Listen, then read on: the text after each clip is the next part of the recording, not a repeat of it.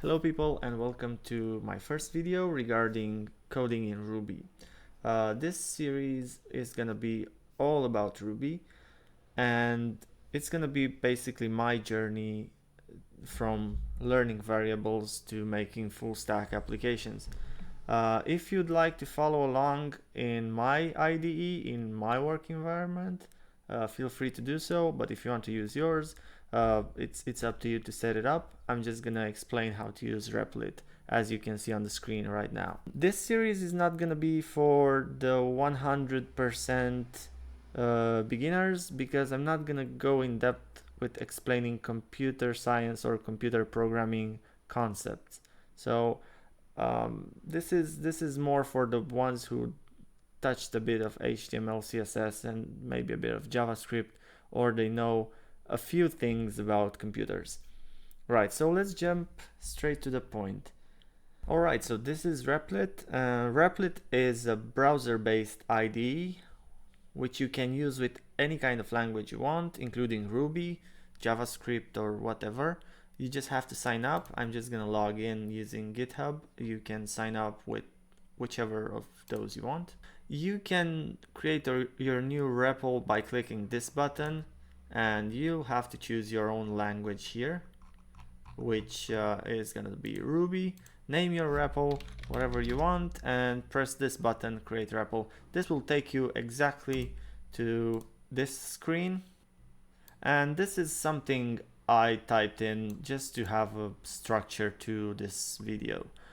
Otherwise I'm not going to be able to make it because I'm bad at scripting. So here in the right side you're going to have the terminal. This is going to output everything you write here, and this is like the file structure, but we only have one file, so that's alright. I'm not gonna go and talk about other functions of Replit because this is not the point of the video. Alright, so variables, what are they? Well, variables allow us to store information that we can use over and over in our programs. So they allocate that value that you give them to a specific place in your memory. In this tutorial, in this example, we're going to use strings and numbers, and these are some data types we're going to talk about in later videos. So we're going to use strings and numbers. In case you're wondering, I'm just commenting out stuff, which is done by control or command and question mark while you have the row selected. Okay, so a string can be anything you want, any word you want, a name, maybe a place, or an object like a chair or a desk or a laptop. Let's play with the string name. So I'm gonna define name as a variable with the equal assignment operator, and a string is usually surrounded by these two symbols, which are the quote marks. So my name is Andrei, so I'm just gonna type this, and if I want to output this variable on the screen, I just write puts and name. I click run to run the program, and Ruby will output my name here. Variables can be changed. So if I want to change my name from Andrei to, I don't know, something random like Superman, I can do that and click run, and you'll see that Ruby outputs Superman. Awesome. You can also reassign it this way, like Andrei, name Andrei. I'm going back to being a normal human. So there you go, it's Andrei. Because this is the last line of code, or reassigned, the variable was reassigned in this place. So Ruby firstly reads this line of code, says, oh, name is Superman, but then name is Andrei, so I'm gonna remember this only. So I'm gonna put out this. Okay, let's say I want to have a variable with my age. So I'm just gonna write age, and for numbers you don't have to use the quote marks. You're just using these because if you're gonna use the quote marks, it will still display 28, but it won't be treated as a number when you want to perform calculations.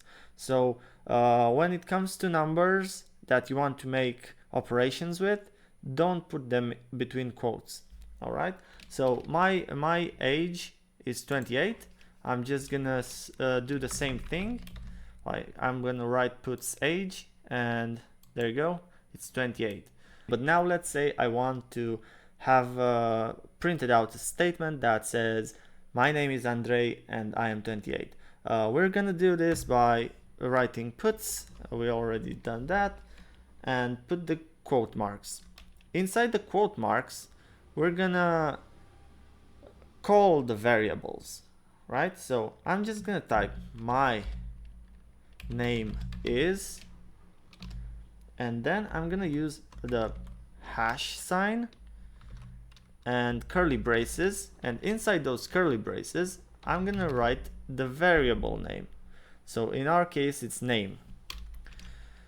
My name is that variable name, and I'm gonna do the same for the age, and 28 years old. So this should output our desired statement. I'm using command return or command enter to run the program instead of just clicking run. So that's a shortcut for you. So there you go. So my name is Andrei and I am 28 years old. This is how you call variable names from wherever they are, and you put them into a statement. Okay, so I'm just gonna comment this out, and actually I'm gonna delete these methods, and we're gonna jump straight into the methods and arguments because it's way easier. A method is written like this. You use the def keyword and the end keyword. In the middle of these two keywords there's like a body, and this is where you put wherever your code is that you want to be executed every time you call the function, the method. Sorry. Functions, by the way, is the name for methods used in JavaScript or other programming languages. So you might hear me saying functions instead of methods, but this is what I'm talking about. Okay, so let's use the same puts that we used before. This will be the code that we want to execute every time we call in the method, and our method would be greeting. Okay, so our method will be named, I don't know, introduction. If we're gonna execute this code, we're not gonna have our puts there because we haven't called the method. Okay, so we're calling the method by just typing the name under it. Okay, so we got a few errors when we executed the code. Why is that? Because I commented out the names, so Ruby doesn't find the name variable anywhere in my code, neither the age variable. So for this, I'm not gonna define another name and another age, just because I want to avoid writing 1000 names and 1000 ages. So here's where the arguments come in. Arguments always stick next to the method, and let's say our first argument is name and our second argument is age, not arg. When we are doing this, we're basically assigning variables to this code when we are calling out the method. So let's say we want to run the method now. It says wrong numbers of arguments. Given 0, expected 2. Because we gave Ruby 0 arguments, but Ruby was expecting 2 arguments, name and age. So let's give Ruby some arguments. I'm gonna give the argument Andrei for the name and 28 for the age. When we're gonna run this, oh, my name is Andrei and I'm 28 years old. Simple as that. Let's say you want to do another name and another age. Another shortcut for copying a line of code is Shift Alt and the down key.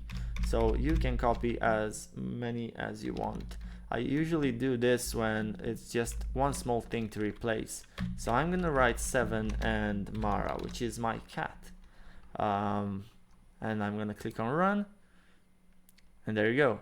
My name is Mara and I'm 7 years old. My name is Andrei and I'm 28 years old. This is how the functions and how arguments are working. Okay, if you have any questions about this video or the things I did in it, feel free to comment or text me on Twitter. I'm gonna put my profile in the description below. I also am gonna do more than just Ruby tutorials. I'm gonna do some coding challenges as well, some puzzles, some algorithm or problem solving with Ruby. This is a very good way to learn a programming language, and as much as it will be challenging for me, it will be very rewardful. Feel free to subscribe if you want to see this type of content, and make sure to reach out if you have any problems. Until next videos, see ya.